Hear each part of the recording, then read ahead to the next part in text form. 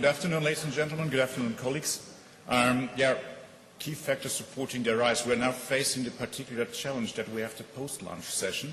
So after a morning full of information, lunch, I think everybody is tired. So the particular challenge that we are facing is now how do we support your rise in the next 1.5 hours.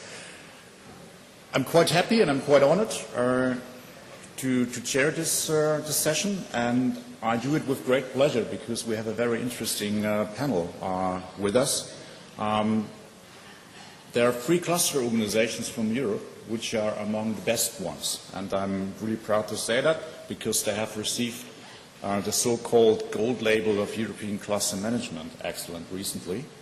And Simone from Food Cluster in Austria, Christoph from Cluster Organization, also from Austria, NILAB, also Indian. He moved to the cold north to Copenhagen, where he is now working with Copenhagen Clean Tech Cluster. And a colleague from India. All the 4 of them will give us an insight into what actually are the key factors that support the rise of champion clusters. Before they do so, I would like to spend a couple of minutes with a very brief introduction. I'm coming from an organization that is continuing the work that has been mentioned by Mr. Schäfer this morning, the European Cluster Excellence Initiative that was initiated by the European Commission in 2009 to come up with new ideas, new tools and instruments to promote the development of professional, excellent cluster organizations for the benefit of industrial development and job creation in Europe. A part of this project, of this initiative, was the development of a labeling scheme for cluster organizations. The scheme allows to identify cluster organizations which demonstrate good management practices. And there are 3 different labels. We have a bronze label, we have a silver label, and we have the gold label of cluster management excellence. And this has this fulfills two functions. Provides orientation towards policymakers and industries in terms of which are the good organizations I would like to work with, which are the good organizations that really create return on my investment. This is the one side of the coin. The other side of the coin is that this audit also provides management advice to these cluster organizations. We analyze them in terms of 31 indicators talking about structure of the cluster, strategy, management processes, quality of the team, services, activities that are being delivered by these organizations. And they get a score at the end of the day, to put it simple. And depending on the score, they are either bronze, silver, or gold. But at the same time, being scored, they also get advice in which areas they have to improve. And until now, more than 500 organizations, mainly from Europe, but also from overseas, have participated in that scheme.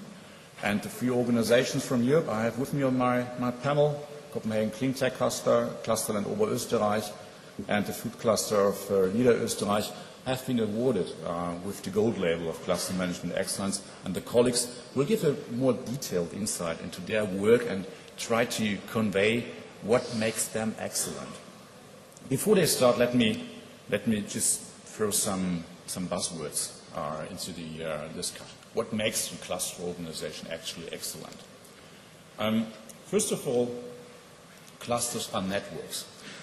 I've been traveling quite a lot in India. It's my 6th visit now, and I've talked to many cluster organizations and companies. And I think the main perception of a cluster in India is this geographical agglomeration of companies, which is the understanding of a cluster in the Porter sense. When we talk clusters in Europe, we are actually talking about networks. We're talking about industrial networks that collaborate with research institutions, with university, with academia, for the benefit of innovation. All these networks face a specific or address a specific challenge. They want a specific problem they want to solve. So networks, that's is one characteristic of an excellent cluster. Being a network that is facing a common challenge means it needs to have a strategy that gives detailed account of the objectives that you want to achieve, but also on the services and activities that need to be put on the ground in order to achieve those objectives. And of course, where does the money come from? Budget also plays an important role. It's also about communication. The cluster organization, which sits on top of this industrial network and which governs the network, has to communicate with the members, with the participants in this network on a regular basis. And communication is more than just shaking hands and greeting, how are you? No, they have to talk to them, ask them, what are your needs? What do I have to do as cluster management organization in order to help you, company, help you, our research institution, to continue in your daily work? And this, again, refers to another important point that distinguishes excellent cluster organizations from the less good ones. Excellent cluster organizations treat their cluster participants, their cluster members, as clients. It's not that the cluster management organizations decides from top down, okay, this is the stuff that we're doing in the next 2 years. No, it's the other way around. The cluster organizations talks to the different cluster participants and asks them for their needs. But they're clients, they're consumers.